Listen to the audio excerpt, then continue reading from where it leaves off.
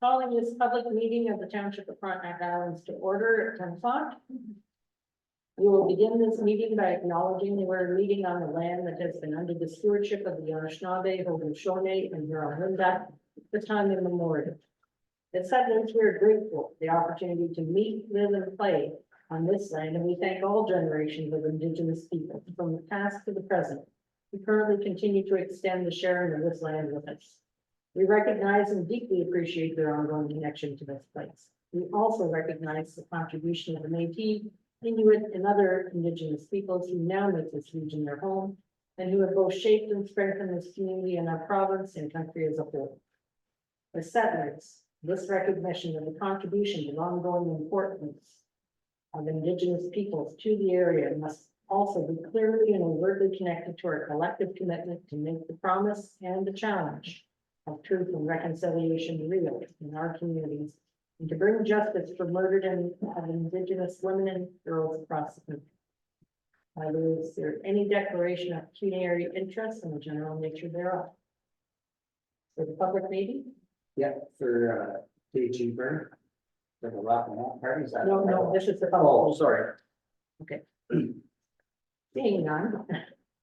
The purpose of the meeting, that a minor variance application file number A01-24-0 Snutsford for the property located at Park Lot 5, south of baseline concession 15, will file in Township of Frontenac Islands, municipally known as 4171 Road 96, to permit an accessory structure garage to be constructed to a maximum effective height of 6.92 meters, 22 feet, for a Gabriel roof as defined by the zoning law be approved by the table, subject to the conditions noted in the planning report. So we're going ahead. I'm going to speak to that today.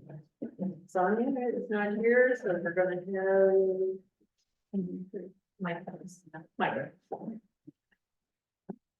So just before we start, we need to read the statement of procedure for public meetings under the Planning Act.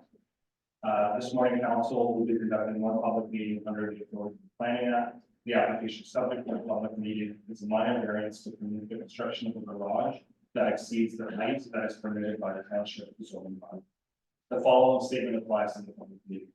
Personal information collected as a result of the public meeting is collected under the authority of the Municipal Act, the Municipal Freedom of Information and Protection of the Privacy Act, the Planning Act, and all other relevant legislation, and will be used to assist in making a decision on these matters. All names, addresses, opinions, and comments may be collected and may form part of the minute that will be available to the public. Questions regarding the collections should be forwarded to the township clerk. Any person who wishes to receive a copy of the minutes of the public meeting, a copy of any planning report, a notice of council decision, or any of the applications should indicate the full name, address, postal code, and other relevant contact information to the clerk prior to leaving the meeting. If a person or public body does not make a oral submission of the public meeting or make a written submission to the township of Frontenac Islands before council makes a decision on the planning application, the person or public body is not entitled to appeal the decision of the township of Frontenac Islands to the Ontario Land Tribunal, and may not be added as a party to the hearing of an appeal before the Ontario Land Tribunal unless, in the opinion of the tribunal, there are reasonable grounds to do so. Please note that only specified persons in the Planning Act are permitted to appeal certain things to applications. The procedure for the public meeting is as follows. The planner will provide the purpose of the public meeting and provide a brief overview of the application and a summary of the review and recommendation. The applicant will then be provided with an opportunity to provide any comments they have about their application.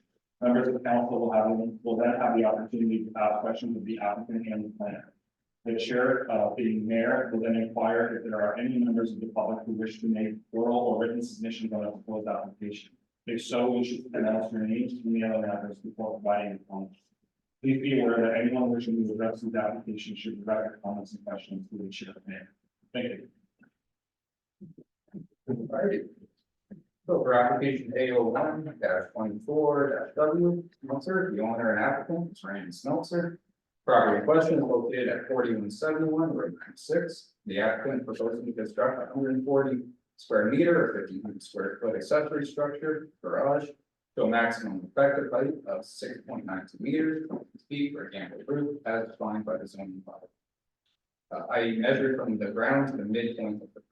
The total height of the building would be 9.17 meters, approximately 30.1 feet, measured from the feet to the ground. So for some background information, property is designated rural in both the official plan and zoning bylaw. Property is approximately 5.2 acres in size, roughly 225 meters of frontage along Road 6. Property currently features a well-existing septic system, and a dilapidated attached garage building located within the required rear setback from neighboring property. The new garage would replace this one, but would meet all required setbacks. Property is surrounded by large rural and agricultural properties, and property directly south features a private ditch. Slide. So here you can see the current garage, the new garage will be constructed on the near side of where the present one is, with the camera. As well, we can see some of the trees that separate this building from the subject property. Slide. So for comments, this application is not circulated for septic review as it does not propose an increase in living space or the addition of any plumbing features. Public comments were received for this application after the report was submitted to council.